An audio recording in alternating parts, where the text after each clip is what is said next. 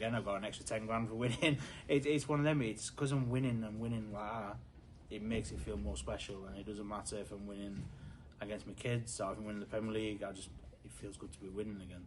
You left it kind of late to get to the playoffs last time. You were in and around until you went on that 3-week blitz. How nice would it be just to get it sealed off early and book that place as soon as possible? Yeah, I think I finished on 31 points or 32. It'd be nice to go 6 weeks, win all 6, 30 points, and you're probably guaranteed in. It would be nice, but it's not going to happen that way.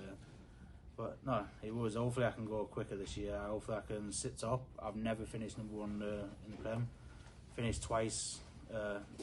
Finished twice 2 occasions. That's a bit stupid to answer, but I'd love to win it. I just want to keep going, win every night that I can, and hopefully win the playoffs as well.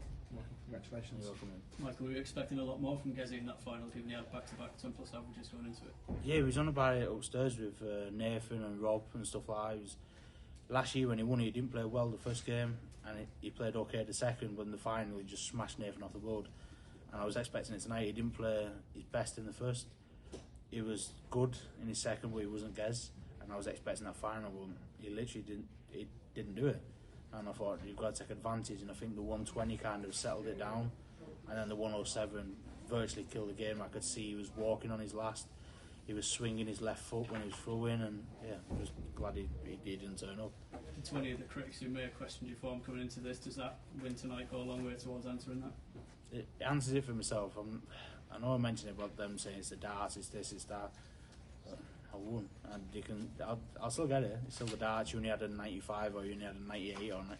If it's not 167 average, they're just going to blame me for everything. But I still won, top of the league after week 1, and yeah, it's just a message to myself, no one else. Michael, congratulations for tonight. A year ago, you were the hottest property in darts, and now we've had all the hype and hullabaloo about Luke Littler, and rightly so.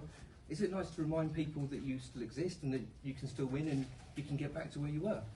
Yeah, I enjoyed it. When I walked in this afternoon, I think it was like 4:15, 4:30. No interviews, no media, no nothing. Luke Littler walked in. Can you go and do this one? Can you do that? I was like, that was me last year, and I just get to sit and chill now. And I'll probably have it next week after I've said this now. But it was just nice to sit and chill, relax. I could do what I wanted.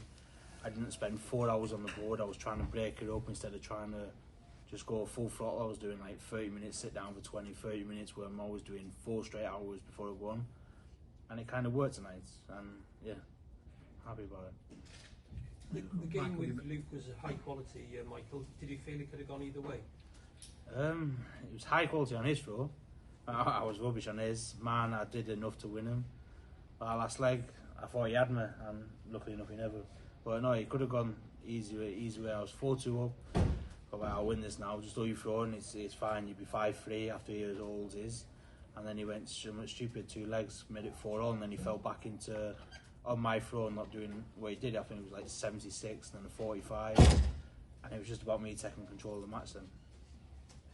Michael, you mentioned in the final that towards the end the crowd fell silent. When a small section are giving you a bit of stick, is it nice just to silence them towards the end by playing so well and getting such a lead? Yeah, I think you've seen it even in the Littler game, and he kept whistling and whistling and whistling, and I never wanted to do anything until the last hour went in, and I was like, this is what I have to do in the final as well. I know they're going to get some stick, I know I'm going to get some boos, because you expected playing Gezi here.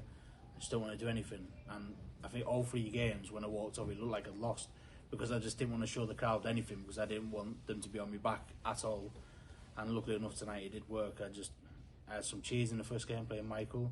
Obviously a lot of mixed emotions playing Luke, and obviously I had no support in the final, did I? But yeah, they did fall asleep, I think, after that 107 for 4-1. Thank you to Mo for falling asleep, I guess.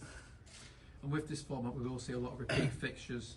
Next week in the quarter-final, it's you and Gerwen and Price again. Does it give you a little bit of a psychological edge knowing that you've beaten him in front of his home crowd tonight, heading into that quarter-final? No, I'm expecting Gez to come out with another 20 points on his average. I know he's going to be after it next week. I know he's going to try and throttle me. He's going to try and beat me as bad as he can, like 6-0, 6-1. He's going to try his best. I've just got to do what I did tonight. I've just got to set myself down quick, hit the right checkouts, score the right scores, and hopefully I'll try my best next week and get another 2 points.